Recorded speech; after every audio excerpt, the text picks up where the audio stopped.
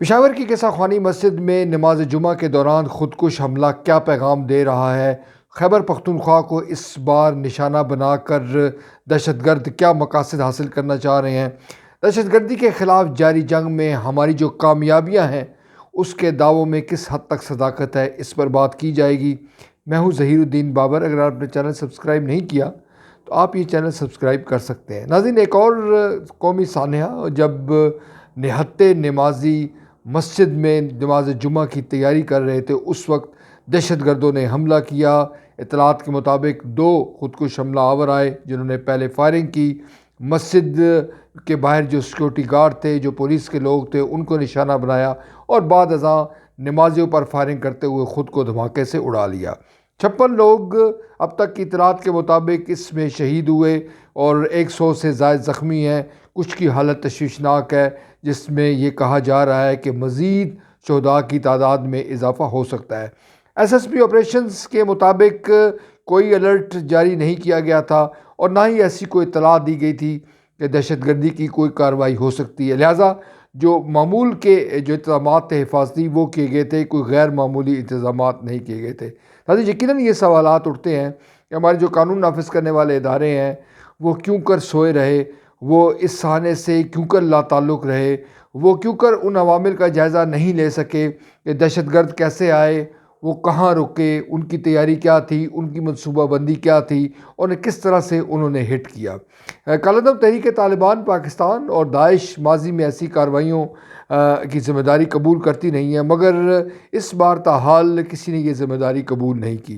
ناظرین، بلوچستان کے جو حالات ہیں، چند ہفتوں قبل بلوچستان میں بھی ایک بڑی کارروائیاں 2 دیکھنے میں آئی اور اب خیبر پختونخوا کو نشانہ بنایا گیا ہے۔ 9/11 کے بعد دہشت گردی کی جو کارروائیاں ہوئیں وہ آپ بخوبی جانتے ہیں۔ جس طرح سے ہم نے اپنے سیکورٹی فورسز کے جو لوگ ہیں ان کی شہادتیں ہم نے دیکھی، اس کے بعد عام آدمی کو نشانہ بنایا گیا۔ غرض شاید ہی پاکستان کا کوئی بڑا شہر ہو جہاں پر دہشت گردی کی کارروائی نہیں ہوئی، مگر پھر ایسا ہوا کہ ضرب عصب اور رد الفساد کے نتیجے میں دہشت گرد کارروائیوں پر قابو پا لیا گیا، مگر اب ایک بار پھر یہ چیلنج موجود ہے۔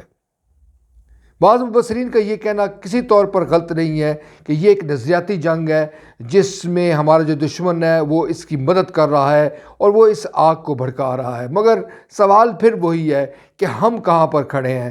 ہمارے جو حکام ہیں، ہمارے جو ذمہ داران ہیں، ان کے دعوے کیوں کر سچ ثابت نہیں ہو رہے؟ ناظرین، یہ کہنا بہت آسان ہے کہ دشمن ان کارروائیوں کے پیچھے ہے، دشمن دہشت گردی میں ملوث لوگوں کی مدد کر رہا ہے، مگر ہمارے جو لوگ ہیں وہ اپنی کارکردگی کس طرح سے بہتر بنا سکتے ہیں، یہ ایک بڑا سوال ہے۔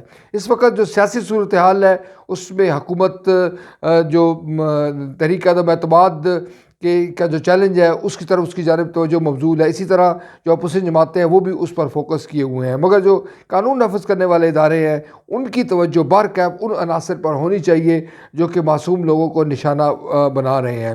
ہمارے جو عام آدمی ہے وہ یقیناً تحفظ کا طلبگار ہے، وہ اپنے لوگوں سے، اپنے ذمہ داروں سے یہ سوال کرنے میں حق بجانب ہے کہ آخر جو مسجد میں جانے والے جو لوگ ہیں، جو نہتے لوگ ہیں، وہ کس طرح سے ان کو شہید کیا جا رہا ہے اور یہ سلسلہ آخر کب تک تھمے گا۔ یقیناً مایوسی کی بات یوں نہیں ہے کہ بہت ساری ایسی کارروائیوں کو ناکام بنایا گیا، دہشت گردی بڑی حد تک اس پر قابو پایا گیا، مگر یہ چیلنج موجود ہے۔ اس چیلنج کے پیچھے درپردہ جو عوامل ہیں ان کا سراغ لگانے کی ضرورت ہے، ان عناصر کو بے نقاب کرنے کی ضرورت ہے جو اس کی مدد کر رہے ہیں، اس کی سرپرستی کر رہے ہیں، جس کے نتیجے میں پاکستان کا جو ایک شہر ہے جس کو پھولوں کا شہر کہا جاتا تھا، ایک بار پھر وہ لہو لہان ہوا ہے۔